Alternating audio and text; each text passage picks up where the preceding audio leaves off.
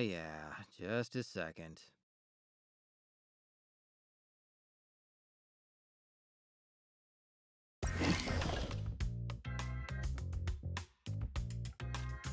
Morning, Stan! Gosh, it sure took you a while to get up. Took a while. Dave, we don't have assembly for like 1,000 years. Why are you even here? Actually, Stan, that's the thing. You don't have assembly today. Here, this was at your door. Henchman number 065. In light of our administrative changes and our integration of the Henchman program, you are scheduled to receive an in-depth review of your recent performance today. Arrive in room 243B no later than 8:30 a.m. Failure to comply will have dire consequences. Yikes, that seems a little over the top. Wait, if this was just posted here this morning, how did you know to come wake me up? Oh, I didn't. Mine's not until tomorrow. But I figured there was a slight chance you might have an early review, so I just wanted to make sure you were ready anyway. Better safe than sorry, right? Yeah, for sure. Very, super thorough of you. Thanks for the heads up, man. Hey, what else are supervisors / best buddies for? Probably like a whole litany of things, but I'll assume that this is somewhere on the list. Anyway, I'd better get ready. Hold down the fort for me while I'm gone, alright? Will do! Go get 'em, buddy!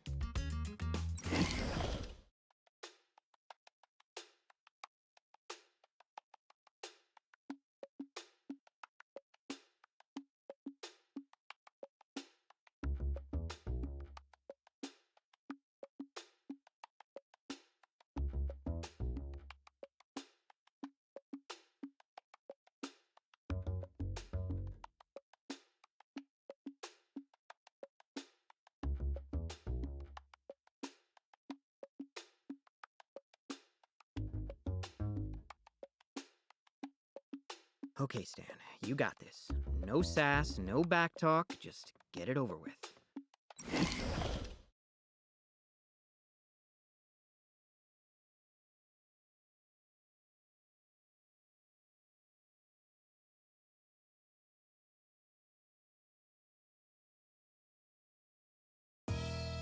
Henchman number 065. You're 3 minutes early. How unusually punctual of you. Unusual? No, I'm Mr. Punctual. That's me. I just love being on time. Not according to our records. Or your late departure from the scene of Wednesday's operation. Oh, right. That thing. Thanks for the save, by the way. I wasn't looking forward to another beating from Miss Dynamo. I have a feeling she was gonna break something this time. Think nothing of it. That child is like a barking dog. Loud, but stupid. Dealing with her was no trouble at all. So if you'd like to thank me, be on time from now on. Will you? Sure thing. Wait, by from now on, do you mean at other meetings with you? Because I sort of thought this was going to be a one-time thing. I mean, why would you want to meet with me? I'm just... Have a seat, Stanley. Yes, ma'am.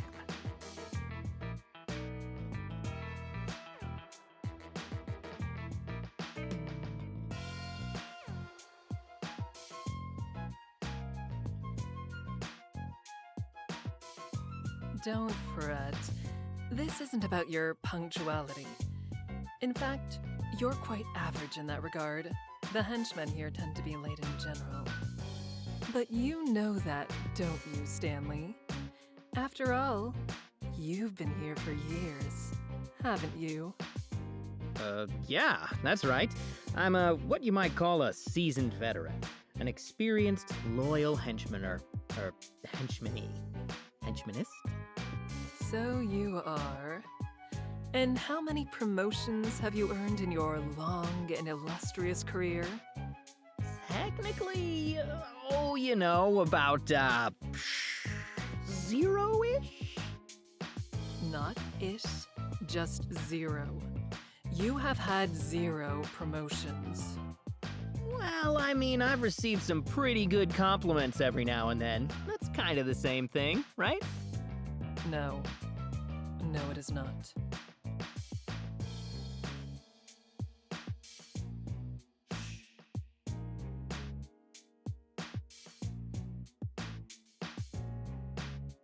Oh, Stanley, don't be so nervous. You're not in trouble. That's why we're having this meeting in my office. And where would we be having it if I were in trouble? Somewhere where I could be more persuasive. Oh, well, that sounds less fun. I think. Certainly for you, Stanley. But then again, I have a feeling that you have quite the pain threshold. What makes you say that? Deductive reasoning. You've been a henchman in the Bedlam organization for over 5 years with no promotions, no arrests, and minimal injury leave. Barring promotion, the average henchman career is 8 months. Why do you think you've lasted so much longer?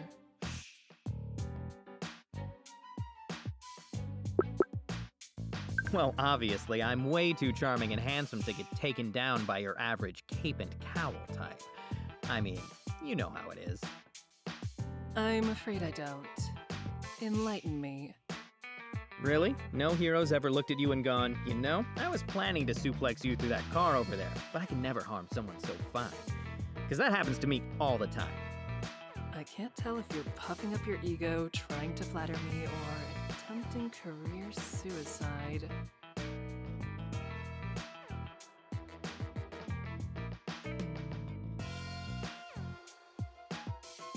Well, you seem to be encouraging, forthrightness. I told you to relax. And I also told you what would happen if you got in trouble. Maybe I'm into that?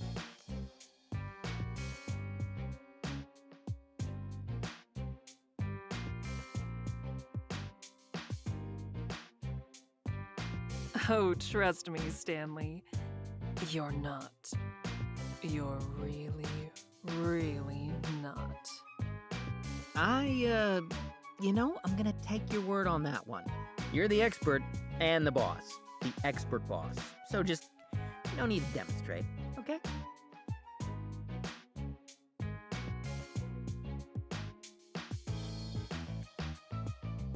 Oh, Stanley, darling, didn't I already tell you that you weren't in trouble? But after that sorry display, I think we can safely conclude that your charm, such as it is, isn't what's kept you out of a body cast. Don't you agree? That's a reasonable assumption, yeah. And as for your looks, well, handsome or not, they won't do you any good in that uniform of yours. Purple is just not your color, Stanley.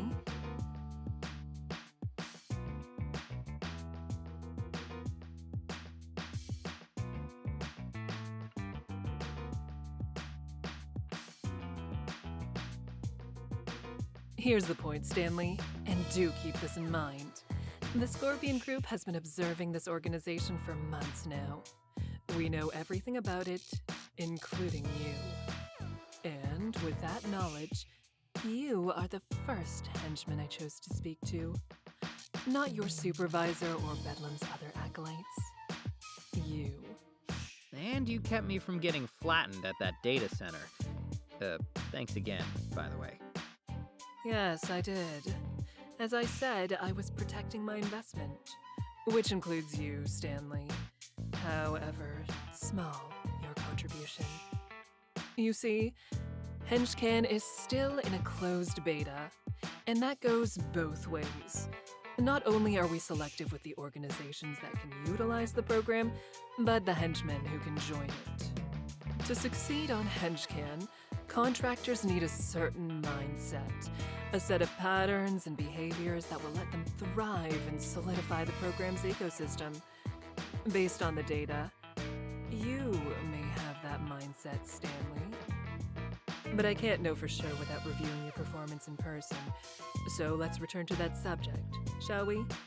In fact, let's speak of a specific performance. 2 days ago, you were part of an operation.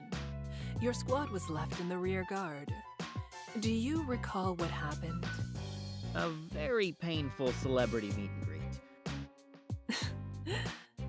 Yes. Shining Nova is quite the famous superhero, and you two met face to face. More like face to helmet, but yeah, we got acquainted. Kind of. It's not very satisfying, is it? To meet someone who hides themselves so completely.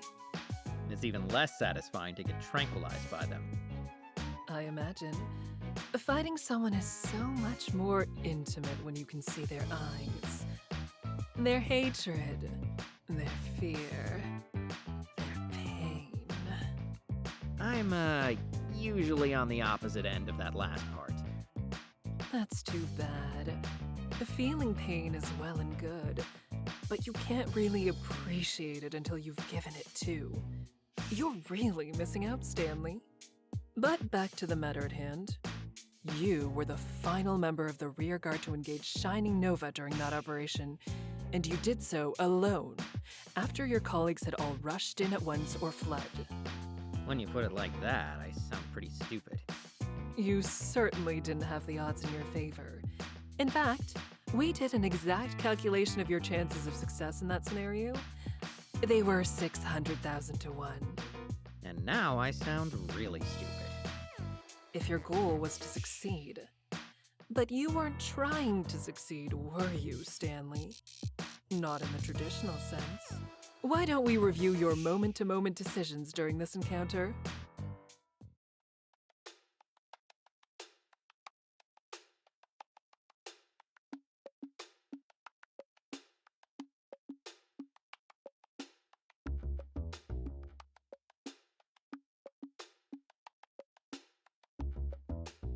So, Stanley, here you are. You were faced with an A-list superhero all by yourself. What did you do?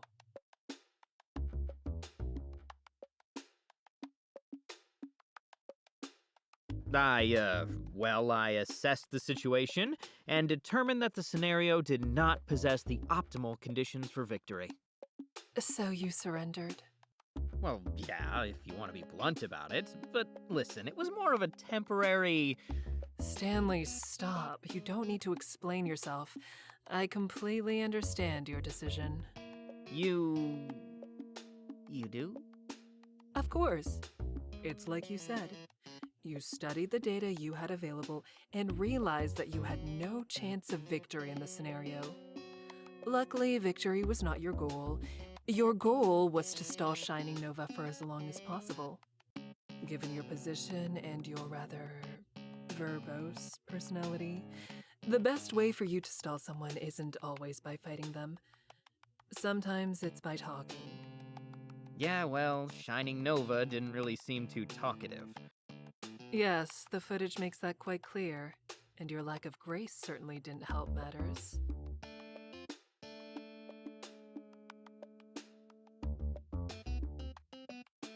However, your surrender clearly caused Shining Nova to hesitate. Had you a modicum of agility, it's possible that you could have taken advantage of that. And while Shining Nova is inconsistent in these situations, there are plenty of heroes that would be delayed significantly by... how to put it? Witty banter? Ceaseless drivel. Regardless, the data indicates that henchmen that can talk to superheroes, in addition to mindlessly attacking them, cause delays over 3 times greater than the mean. So, does this mean I get a raise or something? Let's not get carried away. How about a gold star? I've got just the spot for one on my uniform. You mean the little stickers you give to children? Stanley, trivial rewards and pats on the head are how you train a dog, not a person. But if you need a little star to remind you of every good thing you've done, I could always carve you a more permanent one. That's okay. I'll just give myself a mental high five or something. Too bad. Some scars might look good on you. But let's get back to Wednesday's operation. If you look at the footage right here, you'll notice something interesting about where you landed. What might that be? I'm pretty close to a door, and the engineers that we took captive aren't far either. Correct. Though you didn't realize that second bit so quickly at the time. In fact, you don't notice until this moment right here. And then what precisely did you do with this newly acquired knowledge? I ran for the door. And that seemed like the best option at the time? It seemed like the only option, honestly. Really? At no point, even after you noticed your proximity to those captives, did you consider a different approach? You didn't even for a moment think that perhaps you could use their presence to your advantage?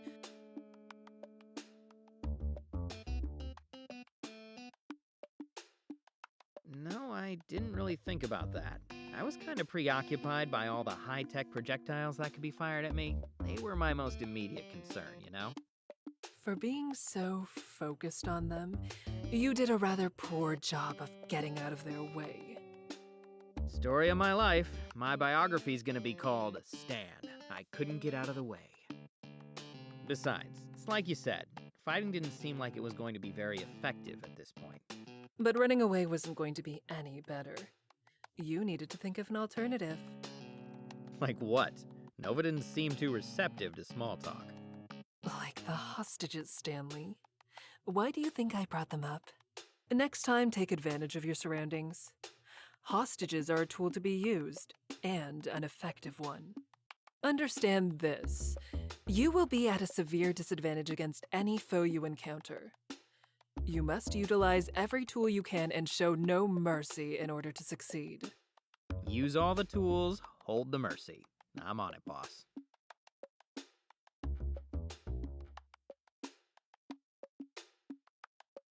See that you are.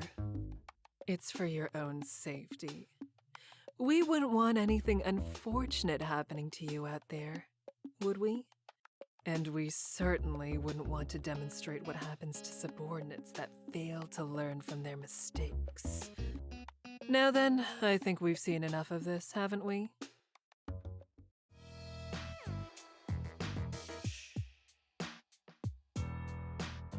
So, Stanley, after reviewing the footage, would you say this is a normal operation for you? No, definitely more exciting. And after our review, would you say that you performed better or worse than your peers in this scenario? Well, better, but... And how were you compensated for this operation compared to normal? How about compared to your peers? I'll answer for you.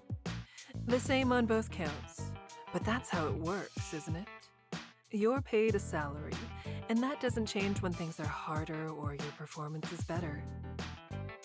No, you can't earn more without a review, like this one, and they don't come often.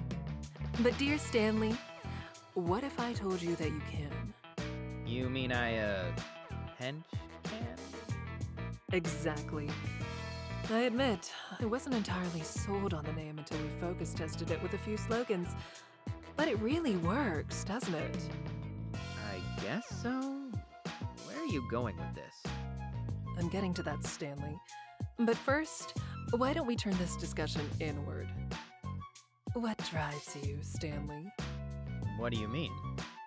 I mean that as a henchman for Lord Bedlam, who or what do you serve before all else?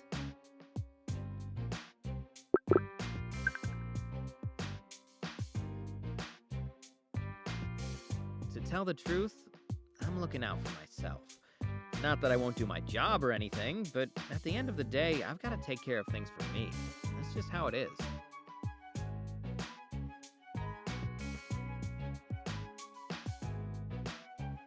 Correct. Well said, Stanley. I wasn't aware this was a question you could get right or wrong. Of course it is. It's simply a matter of being honest with yourself. No matter what you had said, your actions would already have spoken for you. During your everyday tasks, you trend right inside the average by every available metric. You do not perform better or worse than any of your fellow henchmen. You are perfectly commonplace. But when you are personally at risk during operations, you are suddenly head and shoulders above the pack, despite having no powers or exceptional athletic background. In other words, Stanley, you are performing at the optimal level for your own self-interests. You have found exactly how to do your job and collect your paycheck with as little pain and effort as possible. Yeah, I can't really deny it, but that's just how you treat a job, isn't it? You clock in, you do what you have to do, and you clock out. I suppose many do. But this is something that extends well beyond one's occupation. Why should you try to perform any better when you have no incentive to do so? Should you throw yourself at superheroes based on the distant dream of a promotion? Of course not. No. You have learned that the optimal path forward within this system is to intentionally perform below your potential. So that's what you do. And make no mistake, you have potential, Stanley.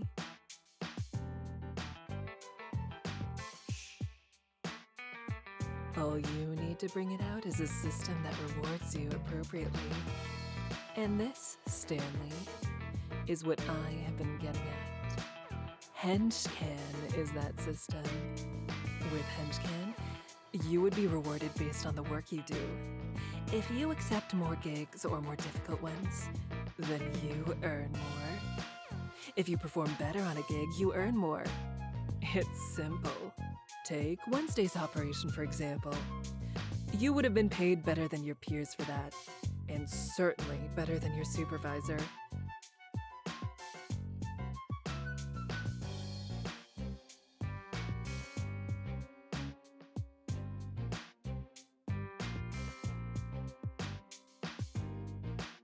How would that make you feel? Good, I guess. But, I work for Lord Bedlam. And? He employs you, but should he own you? Your days could be his, and your nights.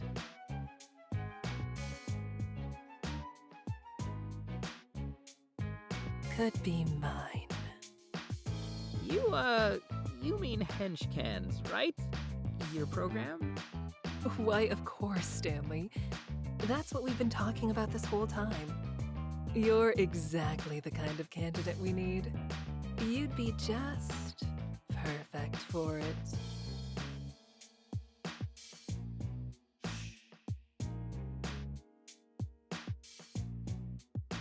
And as it happens, I know of a gig tonight that would be an excellent trial run. You should sign up.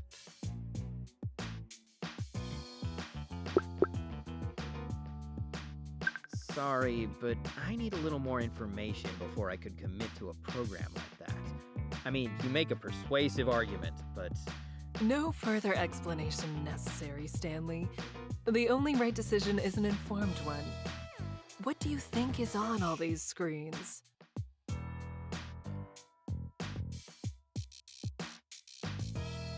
Information. Data. Without these things, on what grounds can someone make a decision? Intuition? Instinct? Why, that's no better than a dog.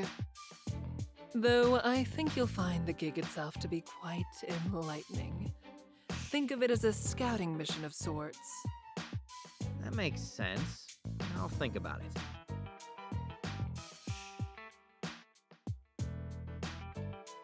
Very well. In the meantime, I suggest you download our Henchman app. You'll find more detailed information there. You'll find a QR code on the bulletin boards in the break rooms or at the entrance of the cafeteria.